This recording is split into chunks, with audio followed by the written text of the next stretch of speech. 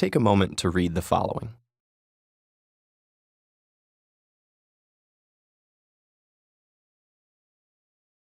How was that?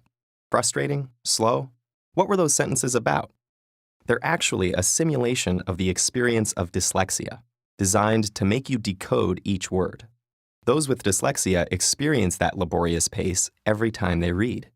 When most people think of dyslexia, they think of seeing letters and words backwards, like seeing B as D and vice versa, or they might think people with dyslexia see saw as was. The truth is, people with dyslexia see things the same way as everyone else.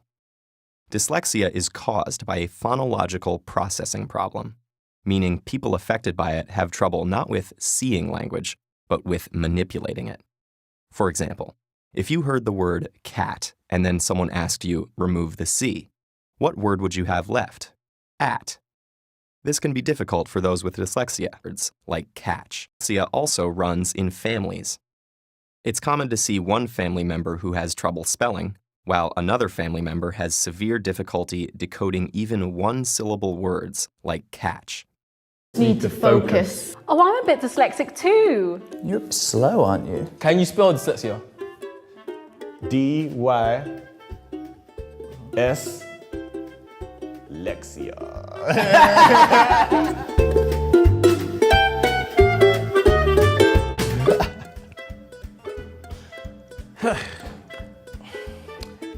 You must hate reading. Obviously I do. See, I'm the complete opposite. I love reading. It takes me ages and ages to read books. I'm 21, I've read one book in my life. So I didn't read till I was 12 and then I read a book a day.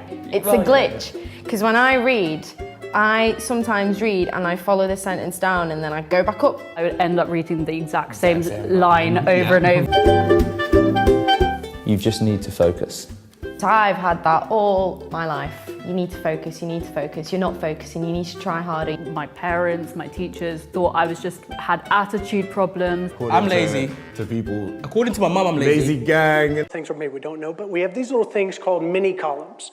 Okay, and these mini columns serve as telephone poles, if you will. What strings together on these mini columns are our axons. Okay? Now, people with autism, for example, have axons that are extremely closely located in proximity to each other. And as a result, their axon lengths are very, very finite and short. And as a result, they are able to do these incredibly detailed, highly specific patterns and behaviors and skills, right? Well, dyslexics are on the other side of that spectrum. We have our mini columns that are spaced very, very far apart. As a result, our axon lengths are significantly longer.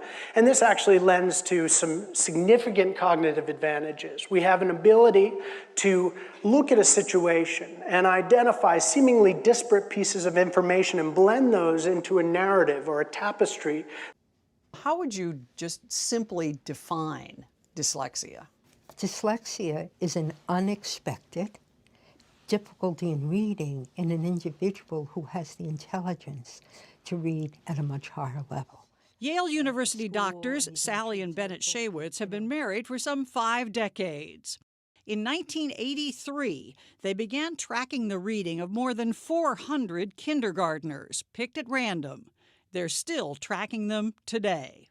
And what we found was that 1 in 5 were dyslexic. 1 in 5? 1 in 5.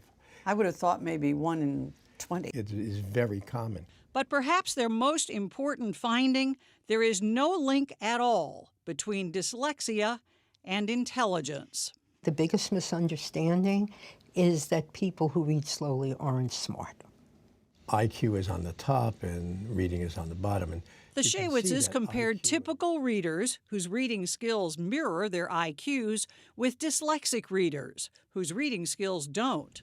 It's not just that it's low, it's that the gap gets wider as the years go on. And they don't connect. One doesn't influence the other. Only 3% of people see dyslexia as anything other than a disadvantage. But look at the people around this room. Steve Jobs, co-founder of Apple, inventor of the iPhone. Who's more of an icon for genius than Albert Einstein? We've got a whole catalogue here full of people who are or were dyslexic, like Thomas Edison, Henry Ford, Alexander Graham Bell, who invented the telephone. Dyslexics have a difference in their brains that makes them literally see the world a bit differently. Even when I graduated, it's not like this all just went away. Every single day, I'm reminded that I still have dyslexia. For example, this summer, I worked on the food truck Mainly Burgers, being the cashier and taking people's burger orders.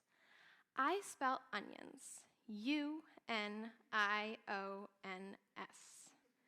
And it wasn't until about 3 weeks later that the boys finally started to say, "Piper, did he want unions on that burger?" And my SAT scores. Those were fun. When the May SATs rolled around, I took them once with no prep, and my scores came back, and I got a 1350. I immediately called my mom, my dad, my brother, and cried to them about my 1350. Not one school I was looking into accepted scores remotely around a 1350. So for the second SATs, I did 2 hours of prep 3 times a week with a one-on-one tutor for a month.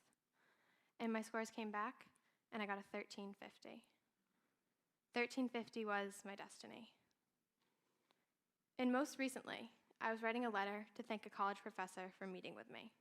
Just about 4 or 5 sentences. I wrote them once on a sticky note, revised it. Wrote it again on a sticky note, revised it.